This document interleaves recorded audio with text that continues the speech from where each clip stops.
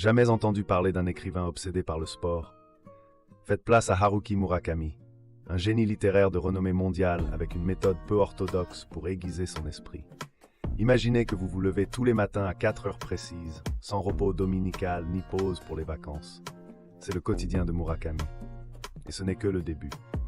Une fois debout, il écrit sans interruption pendant 4 à 6 heures. À coup sûr, vous vous demandez comment il fait, non? Mais ce n'est pas tout. D'une certaine manière, après avoir vidé chaque goutte de sueur de son énergie créative, l'homme s'adonne à une course à pied de 10 km ou à une nage de 1500 mètres chaque jour. Parfois, il a même assez d'énergie pour faire les deux. Faites-vous part de ça dans les commentaires. Pourriez-vous faire pareil? Si vous pensez que c'était son secret pour produire tant de littérature remarquable, vous vous trompez. C'est sa routine de thé matinale et de musique qui l'aide à libérer sa créativité. Son espace de travail inchangé. Même le moindre mouvement d'un crayon est un sacrilège. Maintenant, cherchez pas ici une quelconque clé du succès, chérie. Engagez-vous dans votre propre passion d'une manière si extraordinaire, et ce n'est qu'alors que la gloire vous poursuivra.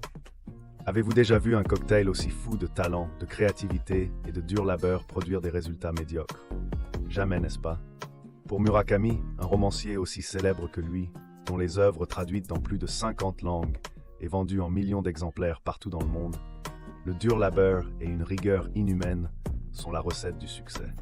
Ses romans, un défi en soi. Des histoires surréalistes de grenouilles parlantes et de poissons qui tombent du ciel.